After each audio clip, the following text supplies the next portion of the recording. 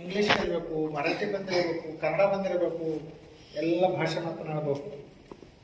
ನಾವು ಜ್ಞಾನಕ್ಕೆ ಸೀಮಿತ ಹಾಕೊಂಡ್ರೆ ನಿಮ್ಮ ಲೈಫ್ ಹೋಗ್ಬಿಡ್ತಾವೆ ಅಂತ. ಹಾಗಾಗಿ ಚಲೋ ನೀವು ಅಧ್ಯಯನ ಮಾಡಿ. ಎಷ್ಟನೇ ಹಿಡಿದು ಇದ್ರಿ? संतोषी क्लास कुठून कुठं आहेत आपली शाळा? 1 to 8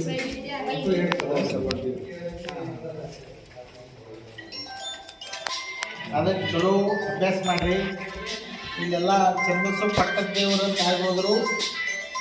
ಇವರೆಲ್ಲ ಚನ್ನಬಸವ ಪಟ್ಟದೇವರು ಅವರು ಸರ್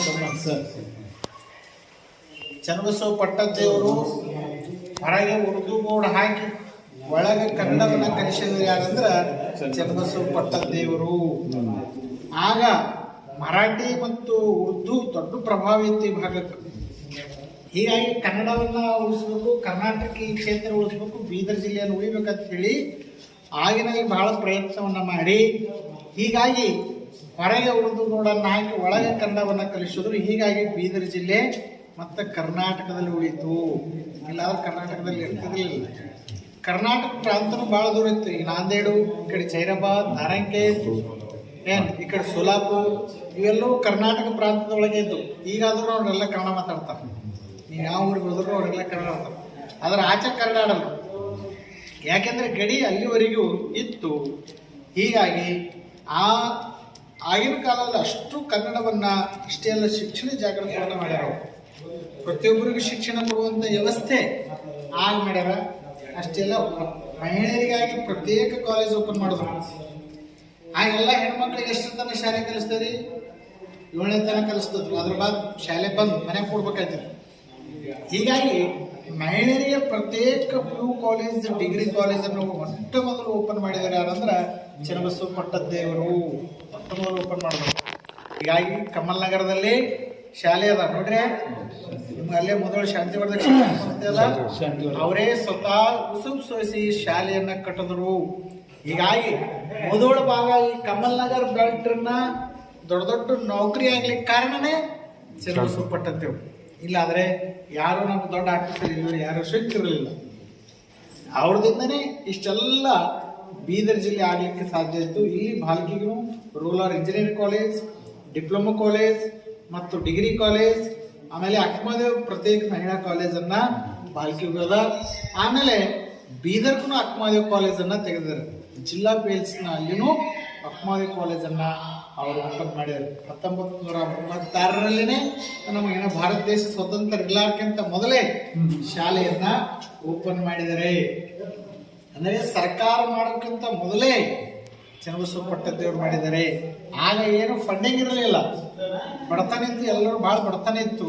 ಅಂಥ ಬಡತನ ಸಂದರ್ಭದಲ್ಲಿನೂ ಶಾಲೆಯನ್ನು ತೆಗೆದು ಮುಷ್ಟಿ ಫಂಡ್ ಬೀಸ್ತಾರಲ್ಲ, ಬಿಸ್ಕಲ್ ನೋಡ್ರಿ, ಬಿಸಕಲ್ ನೋಡ್ರಿ, ಇಲ್ಲ ನೋಡ್ರಿ, ಆ ಬಿಸಿಕಲ್ ಮುಷ್ಟಿ ಫಂಡ್ ಅಂದ್ರೆ ಒಂದು ಜೋಳ ಇರ್ತದಲ್ಲ, ಏನಂತೀರಿ ನೀವು? ಜವಾರಿ. ಹಾ, ಅದು ಜೋಳ ಅನ್ಬೇಕು. ಏನಂತೀರಿ? ಜೋಳ. ಹಾ, ಆ ಒಂದು ಮುಷ್ಟಿ ಅಂದ್ರೆ ಏನಂತೀರಿ? ಏಕ್ ಮುಷ್ಟಿ. ಹಾ, ಏಕ್ ಮುಷ್ಟಿ ಅದ್ರಾಗ ಜೋಳಿಗೆ ಹಾಕ್ತೀವಿ. ಈತ ಆ ಜೋಳಿಗೆ ಹಾಕಿ ಪೂರ ಒಂದು ವಾರನೆಲ್ಲ ಕಲೆಕ್ಟ್ ಮಾಡಿ ಅಲ್ಲಿ ಬೀಸಿ ನುಚ್ಚು ಮಾಡಿ ಮಕ್ಕಳಿಗೆ ನೀಡ್ತಿದ್ರು. ಅಷ್ಟು ಕಷ್ಟದಲ್ಲಿ ಮಕ್ಕಳನ್ನ ಶಾಲೆಯನ್ನು ಓದಿಸಿದವರೇ ಚನ್ನಬಸವ ಪಟ್ಟದೇವರು ಅಂತ. ಇದು ಒಳ್ಳೆಯ ಕ್ಷೇತ್ರದ.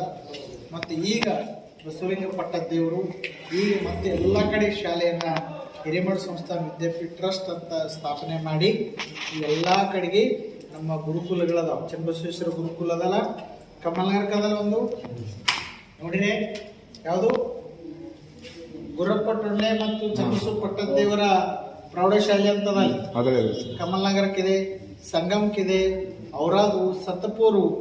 ಈ ನಿಮ್ಮ ಭಾಗದೊಳಗೆ ಅಲ್ಲಿ ಶಾಲೆಗಳೇನಿದಾವೆ ಎಲ್ಲ ಹಳ್ಳಿ ಒಳಗೆ ಶಾಲೆಯನ್ನು ತೆಗೆದಿದ್ದಾರೆ.